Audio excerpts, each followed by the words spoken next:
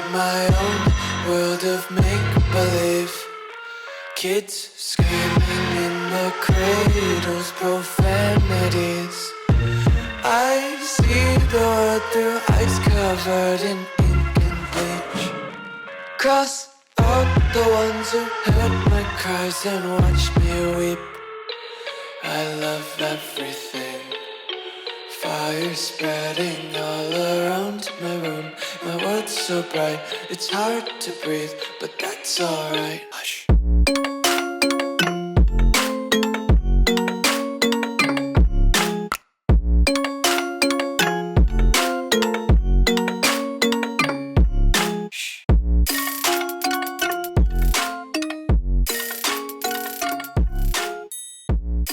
What's going on, guys? Welcome back to RC Everyday. Got another unboxing. I bought this back 2 years now. It's been since the 6.4 came out, and I had one of the red ones. Did it on the channel, and we did a bunch of stuff to it. Now it's been 2 years. There's so much. The lowrider RC scene has blown up to the level of the real lowrider scene. There's just so much stuff for these now, and I wanted to kind of see what the improvements were. The main thing is, I don't know why. Growing up, I liked all cars. I had tons of lowrider magazines, and I was just, traditionalist, 64s, kind of like 63s and stuff, but 64 was where it was at. But as I got older, the 65s kind of grew on me, and I even like watching Roadkill. They did that blue four-door. Was that a 65 or 66 with the blown Hemi in it? That body style just kind of, I guess it comes into its own with my age bracket of people. But yeah, the root beer brown color, it looks way more spectacular out in the sun. It's dark outside now, so we can't take it out and see, but I just, figured why not. Buy this for myself for Christmas. But I'm excited to see the differences and what they've changed over the years. I can already tell you right now, it's a lot better. The details on the bumpers and stuff are beautiful. I had one of the very first ones. I'd pre-ordered the 64. The body panels didn't quite line up right, and there was all kinds of little issues. And so far, what I can tell, they've changed the way the body is. The end pieces are the second and third piece, but there's no seams anywhere up here. The 64 had the hood and the trunk, so there's less room for error. The tires, they finally got with the program. When the first 64s came out, they had a big foam tire, and then they offered shorter ones later, but they were still a foam material. These look way more scale. They've got some shine to them. It's got the kind of ballooned outsides. So they've made some improvements. Also, magnetic body mounts. I had to take this off, getting it out of the box because the interior had come loose in shipping. But let's go over the basics first. Still comes with a nickel metal battery. I've got it on the charger. It actually comes with a USB charger for a nickel metal battery. I don't know how long that'll take. We've got some kind of adapter here for a Tamiya plug to their, I don't even remember what that was called.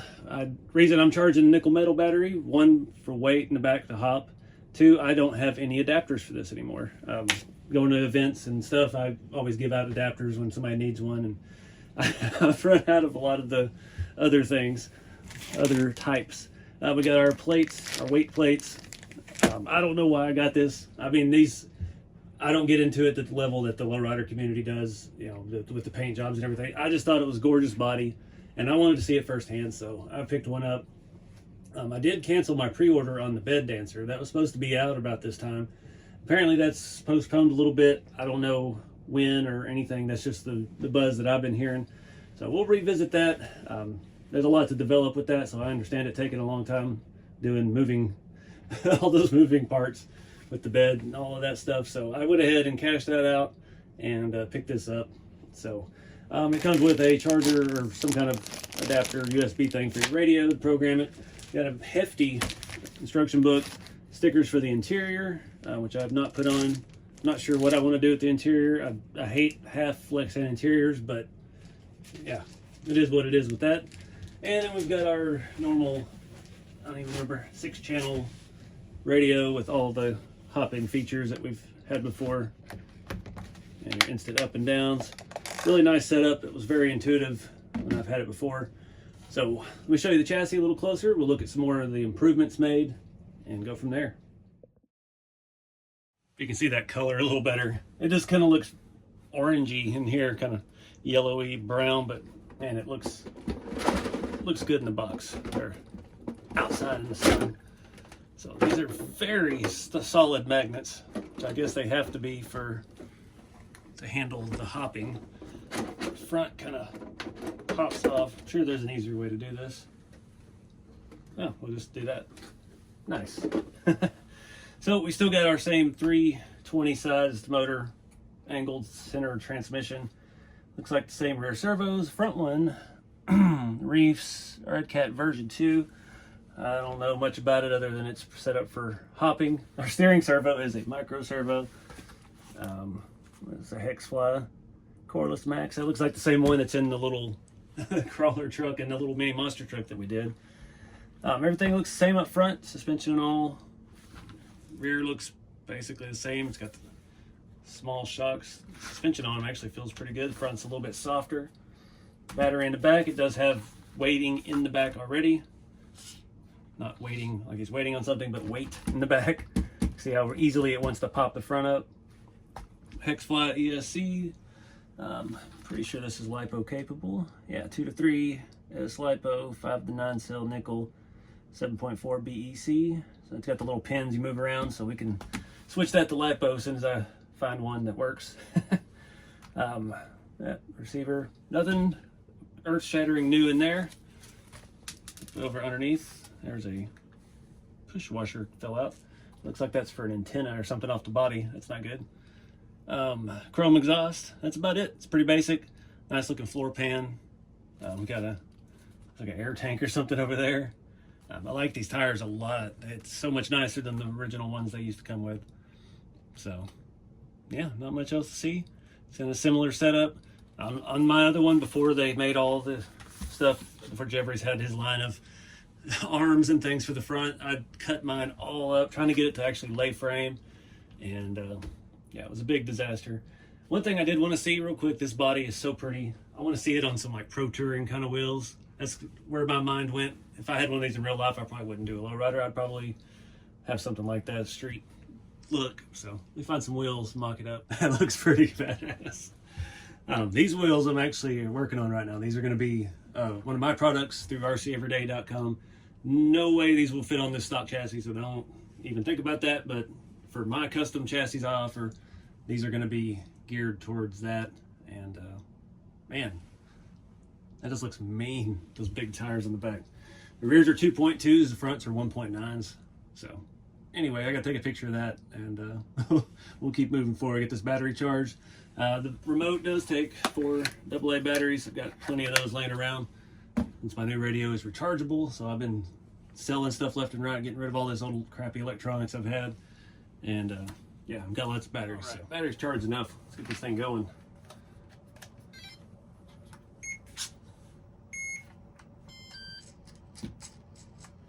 Alright.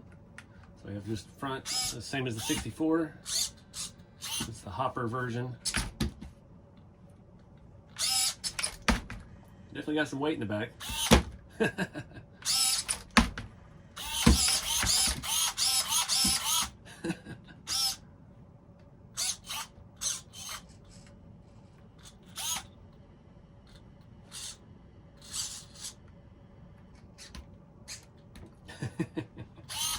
All right, let's get this body on.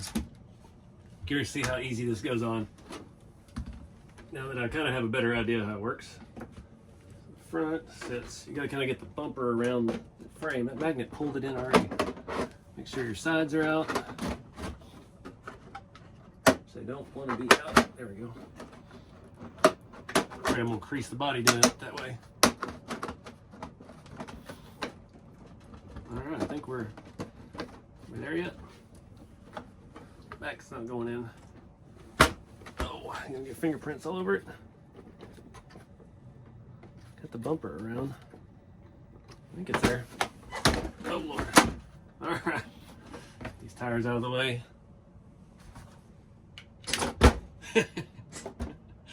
It never gets old. I say that.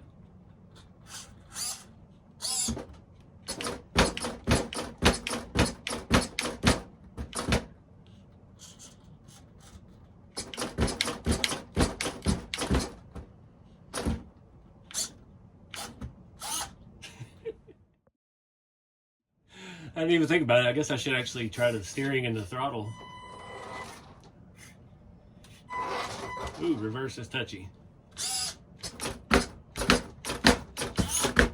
If we can just get the back up a little bit.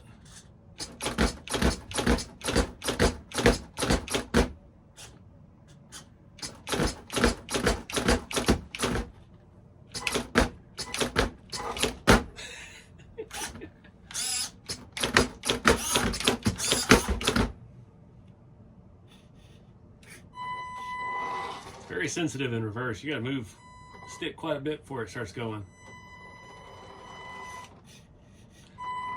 These new tire and wheels look fantastic though.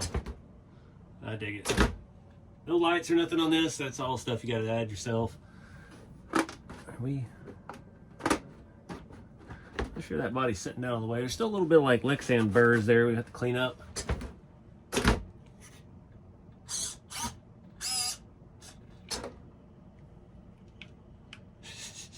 Still impressive. I've messed with RC air ride and stuff like that for so long. How they managed to get the steering and stuff, even at that weird angle, it's still fairly good. Even at the full range of motion, our camber is not that bad. Got a little bit of dovetail or pigeon toe in the front. They really got some effort into this.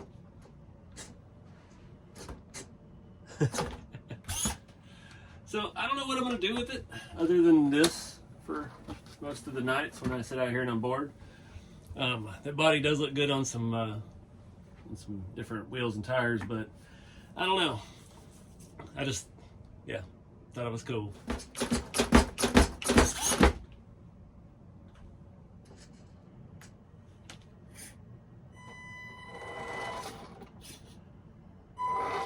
Noisy motor. So I guess that wraps it up for my unboxing. Redcat's really killing it with these bodies.